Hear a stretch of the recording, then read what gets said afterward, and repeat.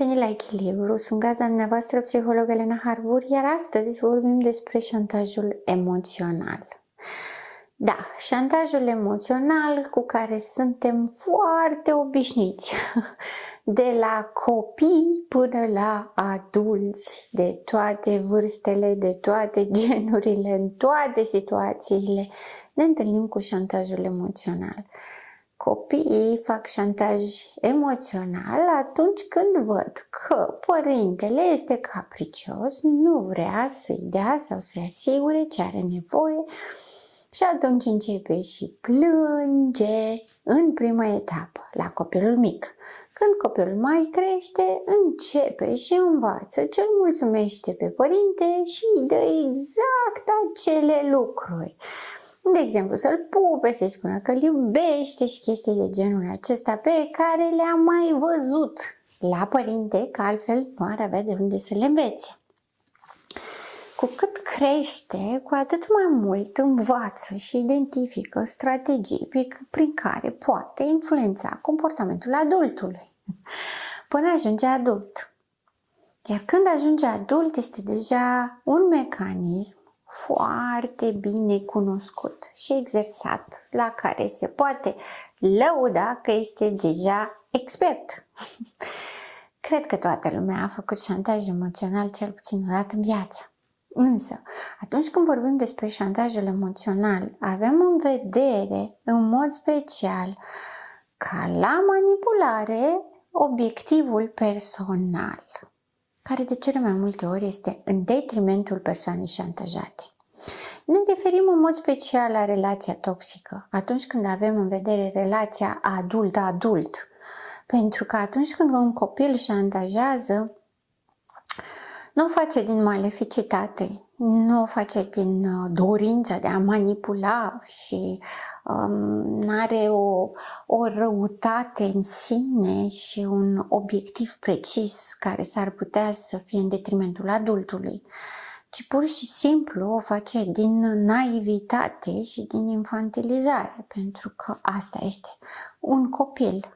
Și caută tot felul de metode prin care să își implementeze dorințele și să vadă dacă poate să-și atingă scopurile. Este experimentare la copil. Tocmai de aceea, când vorbesc de șantajul la copii, zâmbesc, pentru că este total inofensiv. Însă atunci când vorbim despre un șantaj emoțional de la adult la adult, avem un cu totul alt spectru. Pentru că avem în vedere o personalitate dizarmonică, avem în vedere manipularea și atingerea unui obiectiv în deficitul sau în detrimentul persoanei care este șantajată. Întotdeauna. Șantajul emoțional inițial a aparținut femeilor, pentru că în timp ce bărbatul dădea cu pumnul în masă și își manifesta agresivitatea ca să impună și să domine și să controleze, femeia, neavând această abilitate a forței manifeste și a impunerii prin fizic și prin tonul ridicat, a învățat această metodă prin care să influențeze pe ceilalți. Când a avut în vedere supraviețuirea, a constatat că este mult mai eficientă, conform proverbului românesc, vorba dulce mult aduce. Dar proverbul se referă la a fi politicos, dar ca de obicei este interpretat de fiecare cum vrea și a ieșit dita mai în șantajul emoțional. În șantajul emoțional avem o dorință subiectivă care îl pune pe celălalt într-o postură defavorizantă în care aduce un contrabeneficiu, dar se insistă pe asta cu amenințare. Amenințare privind pierderea iubirii, pierderea susținerii, amenințare, introducerea de frică, rușinea de a nu fi compliant, vinovăția de a produce efecte negative și dezastruoase în persoana care nu primește ce cere, și obligația prin tipul de relație, obligația prin statut. Ești soțul meu, trebuie să duci gunoiul. Ești soția mea, trebuie să accepti să facem sex de câte ori vreau eu. Asta este varianta mai explicită. În șantajul emoțional niciodată nu este atât de explicit. Șantajul emoțional presupune manipularea subtilă a acestor sentimente de rușine, de vinovăție, de obligație, de îndatorare cumva, pentru a se obține complianță. E puțin spus complianță. Pentru că odată ce se acceptă șantajul emoțional, odată se va întâmpla și a doua oară, mai grav, mai mult, și a treia oară se va insista și mai mult, se vor produce amenințări, plânsete, acuzații, critici, denigrări, umiliri și dacă sunteți un pic atenți veți observa că ne ducem ușor, ușor către narcisism. Da, tulburările de personalitate apelează la șantajul emoțional, în mod special femeile narcisice apelează, dar nu numai, și femeia borderline face foarte mult șantaj emoțional. Dacă nu renunți la toată familia ta, pentru mine înseamnă că nu mă iubești și eu te voi părăsi. Ne-am căsătorit de 2 luni de zile, dar eu plec în lume și te abandonezi pentru că n-ai renunțat la prietenii tăi sau n-ai renunțat la țigări sau pentru că așa vreau eu. Adică nu este un motiv care să-i facă bine și persoanei șantajate. Este ceva extrem de individualizat și de subiectiv. De cele mai multe ori este absurd. Dorința sau scopul în sine al șantajului este menținerea în dependență și în control. Persoana care șantajează emoțional trebuie să dețină controlul pe gândurile, emoțiile, comportamentele, planurile, scopurile, fix tot al persoanei care este șantajată, cu amenințarea pedepsei, cu excluderea și respingerea în principal. Bineînțeles, și aici există foarte multă creativitate, spectrul și plaja șantajului și obiectul șantajului și amenințărilor sunt foarte multe.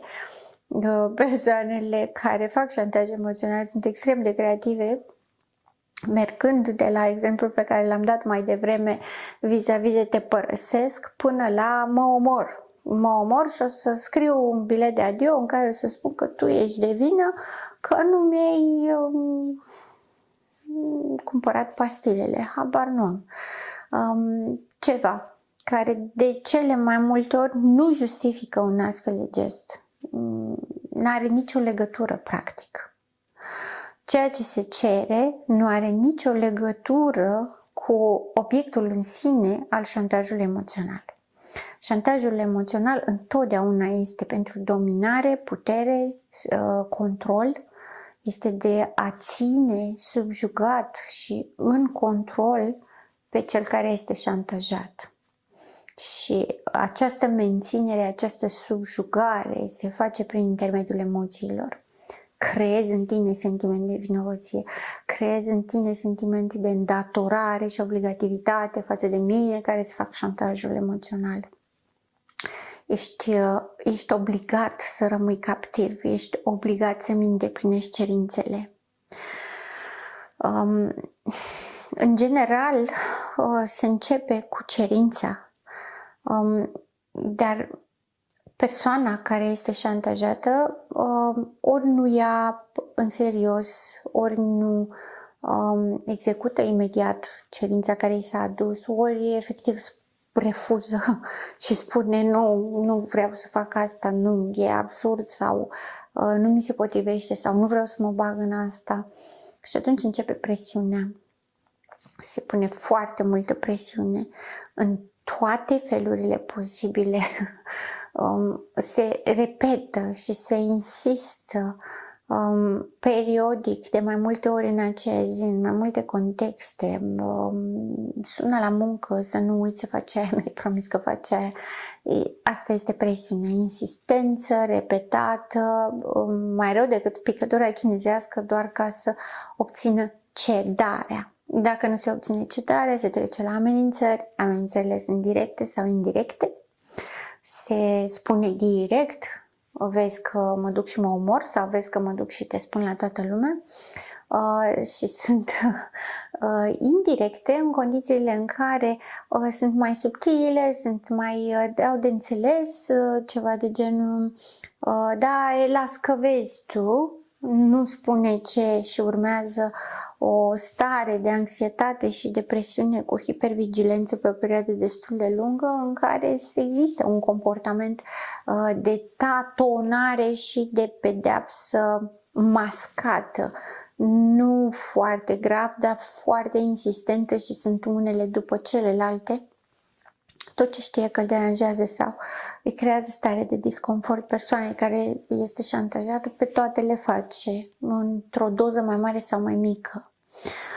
După partea aceasta vin plângerile, adică încep acuzele, încep criticile, da, pe tine nu te interesează de mine, tu faci chestia asta în mod special ca să-mi demonstrezi mie că eu nu reprezint nimic, eu nu valorez nimic, nu mă iubești, nu mă vrei, nu dai doi bani pe mine, ești narcisic, ești rău, ești lipsit de empatie și așa mai departe,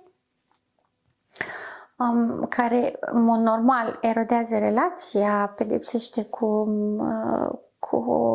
dormitul în altă cameră sau în alt pat sau în discuțiile vis-a-vis de copii, da, că tai că tu nu face și așa mai departe. Iar apoi se tot insistă, dar se insistă din ce în ce mai presant, din ce în ce mai des, din ce în ce mai acut, ca să creeze senzația că nu există nicio șansă să scapi de asta. În momentul în care ai cedat, este calea sigură pentru următoarea dată când o să se întâmple, care o să fie mai repede, mai intensă, mai acută, mai dureroasă. Înveți pur și simplu că cu cât cedezi mai repede, cu atât scapi mai repede. Iar cel care șantajează exact asta își dorește ca să poată să dețină controlul mai repede. Controlul poate să fie și pentru reafirmarea puterii, reafirmarea controlului, reafirmarea atenției și preocupării. Adică îți cer chestii doar ca să mă asigur că ești atent la mine, ca să mă asigur că încă mai vrei să faci chestii. De obicei se întâmplă de către persoanele cu atașament anxios în relații, care sunt foarte agățoase, foarte sufocante. Se întâmplă și la persoanele cu atașament ambivalent, care sunt ba anxioase, ba evitante, care oscilează între, și persoanele cu atașament evitant. Încerci să-i oferi iubire, se distanțează, te retragi ca să-i faci spațiu, începe și acuză, critică, șantajează că de ce nu te duci, dar dacă te duci, te respinge. Acest joc de dominare și putere întotdeauna este specific personalităților cu tulburare de personalitate. Nu are cum să fie altfel. Nu are cum. Pentru că o persoană armonios dezvoltată știe să respecte intimitatea celuilalt, știe să primească un nu, știe să înțeleagă beneficiul comun, știe să facă o negociere, știe să facă o propunere din care ambii să beneficieze și se gândește și la binele celuilalt. Deci, dacă ajungeți să identificați șantajul emoțional, este clar că avem vorba despre o dorință de fuziune, de dependență, de control și manipulare și n-are nimic a face cu iubirea, care de obicei este folosită pe post de pretext, și de asemenea nu are nimic a face cu acele sentimente pe care le speculează: frică, rușine, vinovăție, obligație sau îndatorare. Deci, cea mai simplă metodă este să nu dăm curs. Știu, sună foarte ușor, e foarte greu de aplicat, este foarte greu de trăit cu furia și presiunea și insistențele pe care le face persoana care șantajează. Pe de altă parte, cred că nici nu prea aveți de ales. Pentru că dacă cedați odată, veți fi obligați să acceptați și data viitoare, iar dacă nu acceptați, este ca atunci când un copil face tantrumuri, le face pentru că a observat că dacă face tantrum, până la urmă primește și tot ce trebuie să facă este doar să insiste mai mult. La fel este și în relația de cuplu. Dacă nu cedeți șantajului fără să te extragi cu totul. Adică, cum am dat exemplu cu copilul care face tantrumul, sunt acolo, nu-l ignor, nu-l neg, nu îl las în mijlocul magazinului și plec numai ca să se simtă speriat și să vină după mine și să tacă din gură să facă ce vreau eu. Nu despre asta este vorba. Da, stau acolo și aștept până îi trece, nu-i dau ce vrea. La fel este și în relații. Acord atenție, acord preocupare, iau în atenție și în serios ceea ce spune, pe de altă parte nu cedez. Pentru că este calea sigură să se întâmple din nou, să nu mai scăpăm niciodată din ciclul acesta de dependență funcțională și de toxicitate. Acum, cum reușiți mai repede și mai ușor?